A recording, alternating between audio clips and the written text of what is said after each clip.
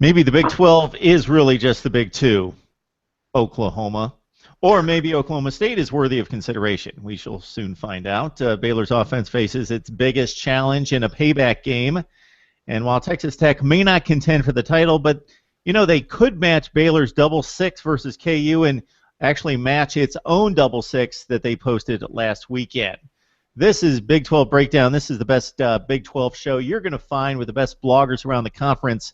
I'm Mark Rogers, Mark Rogers TV. We're here every Wednesday night at 8 o'clock Central Time, 9 o'clock on the East Coast, and we bring in tonight Sean Cordy of Today's You, and we also have David Smith from Smoking Musket, and if he's recovered in time, let's see, it's been about 4 days, so Matt Hofeld should have recovered from the Red River rivalry loss to join us in just a few minutes from Crimson and Cream Machine. So, Sean, it was a crazy week. We expect no less from the Big 12, and we certainly got it at Manhattan with TCU coming back from 14 down late to get it done there, and then also West Virginia, Oklahoma State in overtime and elsewhere across the conference. OU upset. My college football playoff team from the Big 12 upset by Texas. So what are your takeaways from last weekend? I would say the biggest takeaway is there is no more clarity to this conference than we were hoping to get out of this game. We saw Oklahoma lose to Texas, which was a huge blindside to everyone, except Matt was saying that we should still be aware of it because of the Red River rivalry. But Kansas State, they were my deep dark horse to take the upset over TCU, but we found out that they couldn't handle TCU.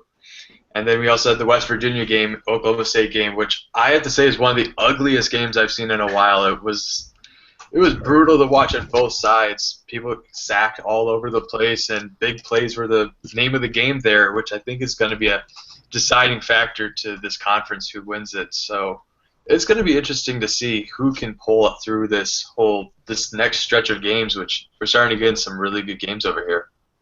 So, David, we still think that West Virginia is a good team. They went to Oklahoma. It was a 27-24 game until late and let it get away from you. And then the home game with Oklahoma State, you get off to a rough start. You come back, take it to overtime, and lose in kind of brutal fashion. So what do you think of the Mountaineers, and anything else stand out from last weekend?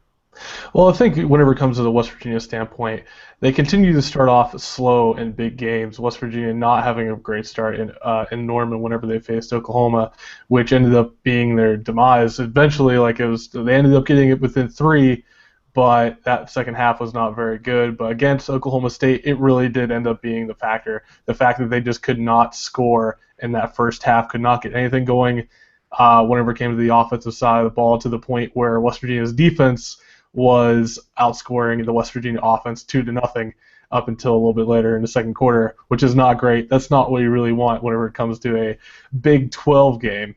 So even though they actually ended up controlling the game mostly in the second half, it just wasn't enough. And I just still don't know about Mason Rudolph. He ends up throwing 3 picks against West Virginia's defense, which has lost Carl Joseph, arguably one of the best Big 12 defensive players.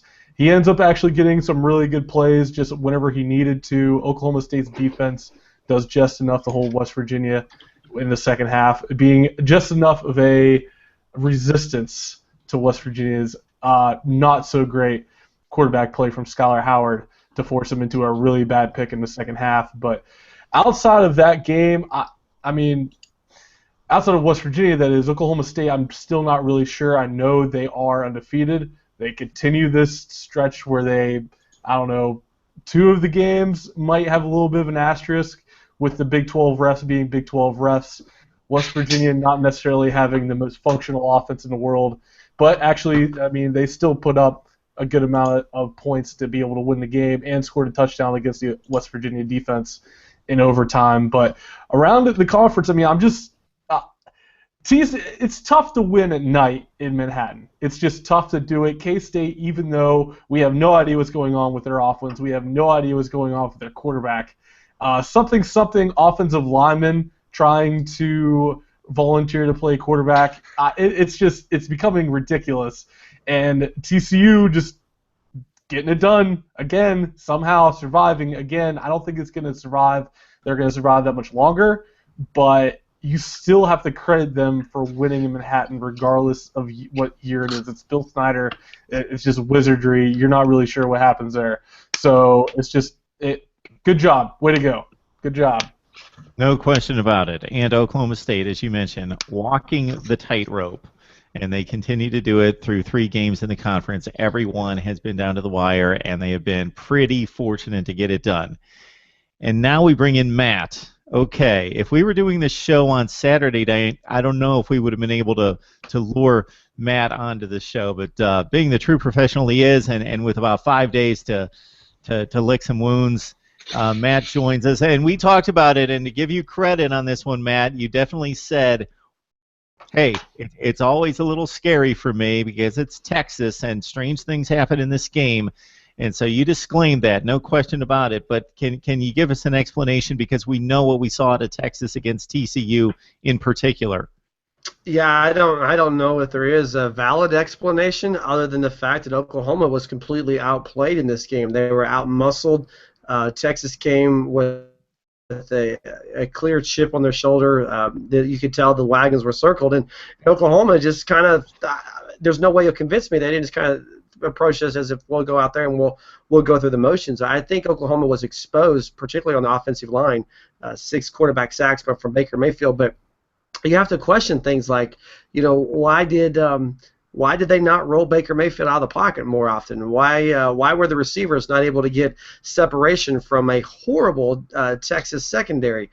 There's a lot of things out there that you can question on this thing, and there's a lot of reasons why you can make the excuse that Oklahoma, is the better team and this was an anomaly. But at the end of the day, school board read 24-17, and Texas was better on that day. And I think it really boiled down to the biggest factor was physicality.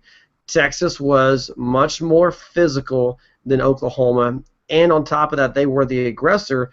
And when you're more physical and when you're the aggressor, you have an advantage. And Texas getting that 14-point lead in the first quarter gave them the luxury to be able to play from out front instead of behind. And when you've got guys that are physical and they're aggressive and you're going to chew up yards 3.5 at a time, run it 50 times. That's what they did, and that's all they needed to do because Texas was never pressed in that game. The most critical play was the fumbled kickoff because that takes it from a 1-score game to a 2-score game, and then Oklahoma was just clearly behind the 8 ball the rest of the day. And, I mean, give Jay Norvell credit, give Vince Bedford credit because they did what they needed to do with limited resources on their respective side of the ball, and Oklahoma just got their tails kicked. And now they've got to figure out if they can pick up the pieces and move forward because, as you guys were just talking about Kansas State, doesn't get any easier for the Sooners this weekend. So you're in a good position, Matt, to take the pulse of the fans and the fan base and the supporters because you're on a high-level site, but still you have a lot of interaction with the fans. What in the world is being said out there? There's some that's level-headed. Some of it is to the extreme, and some of it is kind of they need to wake up to reality a little bit. I mean, it's Oklahoma fans. There's never an acceptable loss, and especially if it's to Texas. And honestly, this is not an acceptable loss. A lot of people, there is a little bit of irony in this, and the fact that it was Jay Norvell who was cut loose last year, and Mike Stoops was held on, and Jay Norvell, I mean, he got the best of Mike Stoops on Saturday. And so a little bit of vindication there, so to speak. A lot of people talking about Oklahoma let the wrong coach go.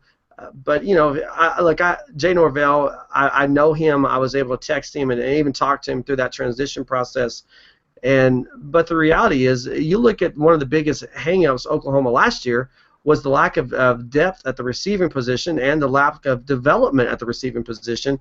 And I'm not saying that he should have been held on. I think that Oklahoma made the right move in letting him go, but I think also you're starting to see this fan base become more and more vocal about Mike Stoops and the struggles that the defense has.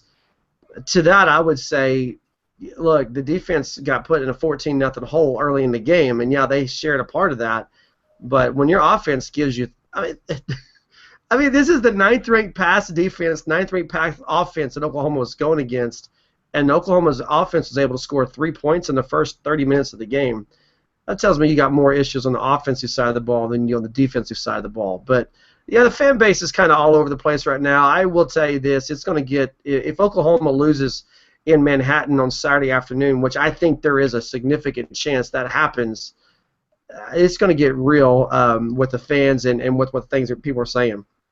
Hey man, you've been watching Oklahoma football for a long time. You know, we compared birth certificates last week, so we're not going to. You never gave me yours. I never got yours. I gave you mine, but I never got yours. You didn't. I sent it your way. Well, we'll forward that again. Yeah, Okay. I sent it your way. All right. Just talking about how long you've been watching Oklahoma football, and obviously the standards are extremely high, and you've seen some great football, and you've rarely seen bad football. Not that this is a bad football team, right. But I see one receiver who's an elite receiver, like a top 10 in the country. I see a back that's a top 5 to 10 back in the country, and even the guys behind him are exceptional. I see a quarterback who's taken the country by storm in regards to his play. I don't know if he's that good. Eric Stryker on defense, one of the best in the business. So individual great talents, but is the talent of the entire roster what it should be there? No. I mean, the reality that's a definitely no, especially along the offensive line. I mean, Oklahoma, the title of the article I wrote following the loss to Texas is exposed. I mean, and that's the fundamental weakness of this offense is up front.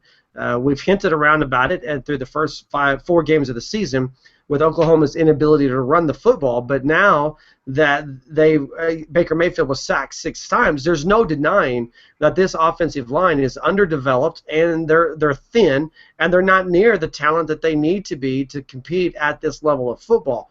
And so no, I don't think position by position this talent group is where it needs to be. I think you're good on the skills position. I think you're pretty solid defensively, particularly the front 7. But no, the reality is this defense and this offense, there are some stars. There's some guys that are going to have long NFL careers on this team. But man for man, I don't think they're up to par where they need to be, particularly up front on the offense. So why didn't you tell me about this offensive line before I picked you to go to the college football playoff? You should have read our previews at crimsonandcreammachine.com. That's all I can tell you. Okay, I don't catch all of them. All right, Sean. Sean and David, my apologies. Matt's not going to dominate the show, but definitely Oklahoma is the story coming off the loss to Texas, and with TCU and Baylor in good position to win again this week. But Sean, Oklahoma State, we've seen it in the past where a team has walked the tight wire. They've appeared to be lucky, but then they just keep going and going and going, and they gain confidence, and some of the flaws the coaching staff is able to address because they're winning and everything's good, then they turn out to be better than we expected. Or we see teams that come out of the gate, win some lucky games, and sure enough, they get exposed eventually. So your take on Oklahoma State at this point? Yeah, Oklahoma State for me right now is drawing comparisons to the 2000 Northwestern Wildcats, the Cardiac Cats. Right now, people are calling these Cowboys the Cardiac Cowboys, and eventually someone's going to have a heart attack. Oklahoma has the 3rd highest rate of heart attacks in the nation, so let's hope that they don't do that anymore. But it's really interesting because Mason Rudolph was coming as one of the most anticipated prospects at quarterback, but now he's been throwing, I think, 5 interceptions in the last 2 games. He's going to start caving. He's young. He's still developing right now, and it doesn't get much easier for them.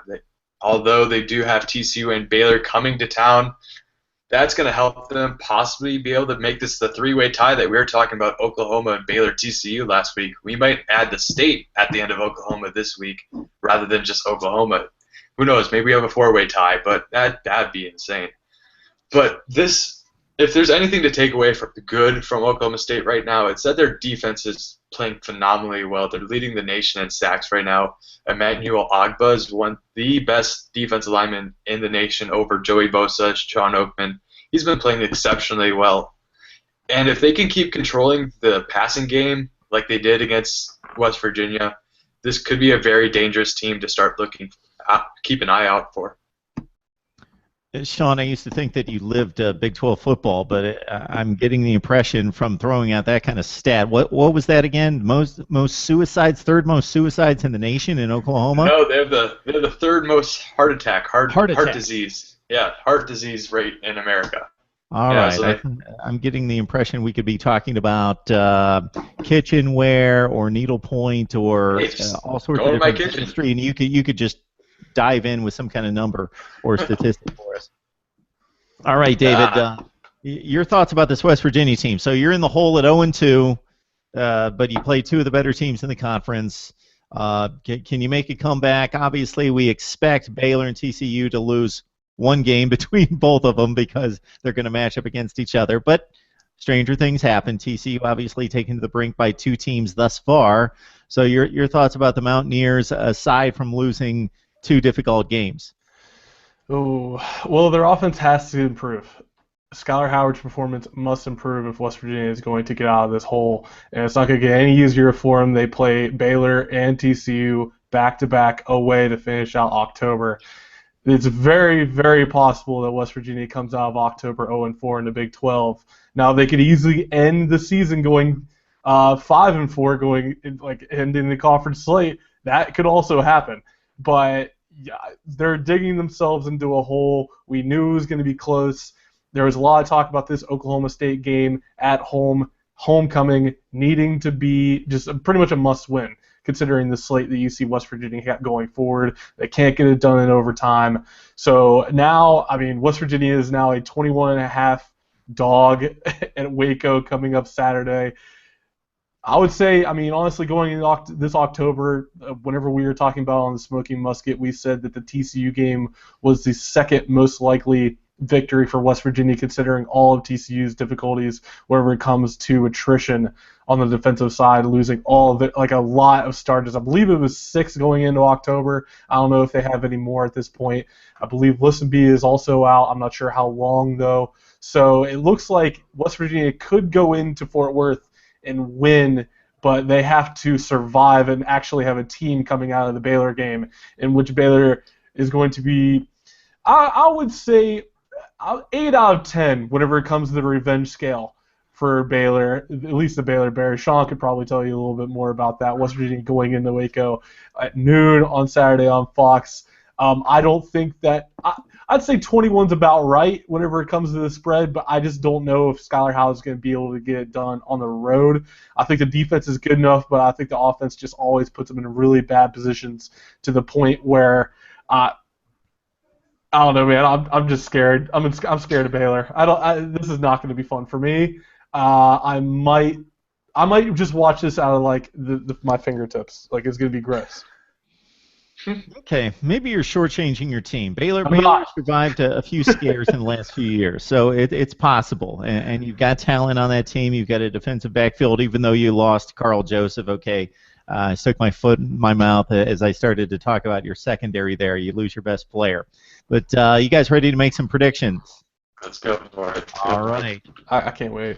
So I remind everyone, this is a Big 12 breakdown. This is a great discussion on the Big 12, and what I love about this conference is everybody plays everybody, and then if you toss out Iowa State and Kansas, you've got great games involving everybody else. You have just the rest of the play involving the other 8 teams are really good games and matchups. So we've got more of the same coming up this week. So, David, based on that response, I'm guessing you're going Baylor over West Virginia. I am running out of arguments for West Virginia going to Waco and winning. I don't see it happening. Then again, I didn't see Texas going in and winning against Oklahoma. Sorry, Matt. I'm really sorry about that. But yeah, so. All right, Matt, you're going to have to contend with Baylor down the road. You've already seen West Virginia. The Mountaineers go to Waco to take on the 5-0 Bears. I think Baylor's the best team in the Big 12. I think it's Baylor, and then a notch down is TCU, and then a notch down is everybody else, including Oklahoma State. Turnovers is a big problem for West Virginia right now, and Baylor's a team that anybody else in the Big 12 that can capitalize on turnovers. I think they win this game, and unfortunately, as much as I'd love to see the Mountaineers win this, because my family's from West Virginia, but Baylor wins this comfortably. All right, Baylor at 5-0, 2-0 in the conference. I'm trying to remember. The wins are over. Who did they beat last week? They beat Kansas. Hello, I got it right in front of me. Beat Lawrence. Kansas. What was their other conference win? It's Texas Tech. Texas Tech. That's right. That was supposed to be a decent game, but they crush them. I can't wait for Baylor to play somebody. I still don't consider necessarily Texas Tech a big win, so I still want to see a game here, Sean. So here you go, West Virginia at Baylor. I know that I'm thinking you believe that the Bears are the best team in the conference. Yeah, you read me like a book right there. I think they're the best team in the conference, and they're riding the nation's longest home win streak. No one has been able to survive playing in McLean yet, and let me tell you, that place is crazy. Everyone's died after they went to McLean. Not even just walked out. I have watched many players walk into the visitor tunnel crying out after playing the Baylor Bears. I think it's going to happen again. I don't know who it's going to be, but West Virginia loses in Waco. All right. A question for another time, Sean, so you can sit on this for a few weeks, is going to be, I'm going to hit you with, how is Baylor going to match up against a great defense from another conference? But we'll save that for a few weeks and see how they survive the Big 12. We'll hit you with Texas Tech. Maybe I shouldn't even hit you with the game against Kansas, but over under 70. I'm going to go over. What do you over. think, Sean? Oh, I thought you were going for someone else. Texas Tech, they're going to go under 70. It's going to be close, but Texas Tech still wins it. All right, Matt. Should we even ask Texas Tech at Kansas? Are you talking about a combined over 70 or just Texas Tech scoring 70? Oh, just Texas Tech. No, I don't think Texas Tech scores 70, but I think they win this game comfortably by about 3 touchdowns. Okay. Hey, the thing about Texas Tech, I mean, Kansas is going to be able to move the ball. I mean, they're going to be able to produce some offense. They're just not going to be able to stop Texas Tech at all. Well, I was just pretty much connecting the dots, thinking that if Iowa State beat Kansas by like 25 points and Texas Tech just hit up Iowa State for 66, that it's possible. Hey, let me say something controversial here, but Iowa State has a better defense than Texas Tech. No, that's actually kind of true. I would stand by that too. Who was Iowa State played other than they beat Kansas, and they also played, well, of course, they played Texas Tech last week. Right. Toledo, Iowa, and... Yeah, they held Iowa Northern down fairly well, but okay. All right, what do you say there, David? We got Texas Tech going to Kansas. I would say Texas Tech plays the exact same score on offense. Like, everything is exactly the same. Patrick Mahomes also goes 33-46. He gets 428 yards passing. He gets 5 touchdowns. Everything is exactly the same on offense, except KU ends up getting like 13 points instead of 31. So. Okay. Do we have any doubts from you three? I don't need to go person to person with TCU going to Iowa State. Sean's thinking about it. No. It's 7 o'clock on ESPN2 in Ames. Yeah. Let's see if we can get a basketball score here. We'll see. Okay. Let's get to the one that's really could be a really good one. All right, David. We got Oklahoma going to Kansas State. I think Lincoln Riley is a good enough offensive coordinator to figure out how to use Joe Mixon and Samaje Perine. I think Oklahoma goes in and covers the 4.5 against K-State, and they get back on track. Although this is going towards the same route that they took last year of looking invincible against West Virginia in their first conference game, and then not looking that great against Texas, and then they lost on a missed field goal against K-State. So I want to ask Matt exactly how he feels about his place kicking. Hey, place kicking is better. I mean, Austin Seibert is one of the best kickers in the country, so I have more confidence maybe in Austin Seibert to score points than anybody else right now. Fair. I'm taking the Sooners. Big. Okay, David. And if you're going to pick games against the spread, we want to hear your record as well, so the viewers know how reliable you are. I think I would actually refer to Sean on that because I have no idea what my record on the spread is. Against the spread? Yeah. I don't know. Hey, we're just picking them straight. Yeah. All right, okay, well, Sean. there you go. We got Oklahoma going to Manhattan. I'm going to go with the upset. I'm going to go with Kansas State. I don't think that TCU was very close to losing last week, and Kansas State, they just lost their identity. They didn't know what they were doing the second half. They were one The last two games are 2 for 18 in the third quarter in passing. Hubner needs to improve on that, or Snyder needs to figure out that he can't rely on Hubner. He had 4 rushing touchdowns last week. So if they can keep winning the run game, which I suspect they will against Oklahoma, I think that they'll be able to pull this off. It's tough to play in Manhattan, as we learned last week. So second straight loss for the Sooners. It's tough, but I think it's going to happen. Yeah, the stat I took away from that Kansas State TCU game was Bill Snyder played that game about as perfectly as they possibly could. They held the ball for 40 minutes. They got first downs. They didn't gain chunks of yardage because they were outgained by a couple hundred yards, but they made first downs. They kept the ball. They kept the ball for 40 minutes, but they needed like a 50-minute game to get that thing done. All right, Matt, we got Oklahoma going to Kansas State. You know, there's lots of interesting things here with this game. Oklahoma, you know, they were exposed last week, and I wouldn't be surprised if Bill Snyder does not keep the exact same game plan that Texas did, just to see if it gives him success as well. Put a lot of pressure on this offensive line, try to, limit Baker Mayfield, cover the receivers tight. Kansas State has the top run defense in the Big 12. Their pass offense, though, I think that may be something that Oklahoma can capitalize on. Hubner's less than 50% completion percentage on the season. I think the Sooners try to stop the run first and then see what happens from there. I'm scared. I mean, I'm not going to lie. I'm scared. But we talked about Austin Seibert. We talked about Oklahoma's ability to make field goals. And I think it's the leg of Austin Seibert that gives Oklahoma a 3-point win in this game. But I think it's going to be every bit the dogfight. And because I'm long-winded, let me just throw this in there. You got a question with back-to-back losses like Kansas State has had, you know, the emotional loss in Stillwater, the emotional loss last week to TCU. Where is this team emotionally when they're pressed? How much confidence do they have in themselves? And that may be something that factors into this game as well. And I'm going to throw something out that's completely out of left field, but you guys alluded to it.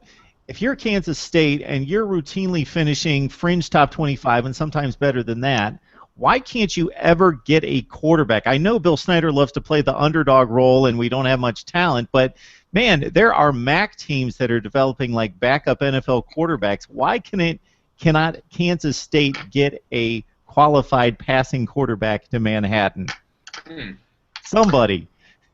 I think it's the offense. I think Bill Snyder likes big quarterbacks, strong guys who can run and pass. But they're kind of fullbacks playing the quarterback position, if you will, and those guys in general aren't known to be great passers. But you know, guys like Colin Klein would scare any defensive coordinator to death. But and they're first year removed from him. I just don't think that they've developed in the passing area because it's not a priority. Bill Snyder wants his quarterback to be able to run over you just as much as he can pass over you, and I think it's just a system. I would actually build, if I could build off of that, whatever Matt was saying, like whenever it comes to recruiting, whenever you think Big 12 offenses, I mean, K-State is not necessarily the most attractive school to go to whenever it comes to just strategy and offensive strategy. Even Kansas runs a little bit more of, I guess they move more power, but everyone else, other than Kansas, outside of the state of Kansas, everyone else largely is pass heavy. So if you're a quarterback and if you're good enough to play in the Big 12, why not go somewhere else where you're actually going to get some play? So is he basically figuring, I can't win against these other teams playing their same type of football, so I might as well be the oddball. It's difficult to scheme against me, and I'm the oddball in the conference, and I have that advantage. Well, yeah, it's Snyder ball, yeah. I would think it's also because Big 12 hasn't always been this pass conference. It's Bill Snyder's been in it for a long time, and he's just sticking with what he's done well in the past. Back in the early 2000s, late 1990s, he's just sticking with it. I mean, he's in the 70s. He's stuck in his ways. If you want to say any other way, he's just going to do what he does. That's what I got to take from that. We'll see how he does later. It's always a good discussion. I was going to say the only other thing to add to this is don't overlook the absence of Tyler Lockett. You know, missing that guy, and the guys who are on the other side. The passing game's two different factors. It's the guys who throw it and the guys who catch it, and they got to be cohesive. And I think that may have something to do with it as well. And Lockett's so good, he's making plays in the NFL now as a rookie, so he's that good. All right, guys, it's always a great discussion. Appreciate your time. This is always a good time. We got David Smith from Smoking Musket, Matt Hofeld from Crimson and Cream Machine, and, of course, Sean Cordy from Today's You talking Big 12, and we're here every Wednesday night for you. All right, guys, see you next time. Hey, thanks a lot, guys.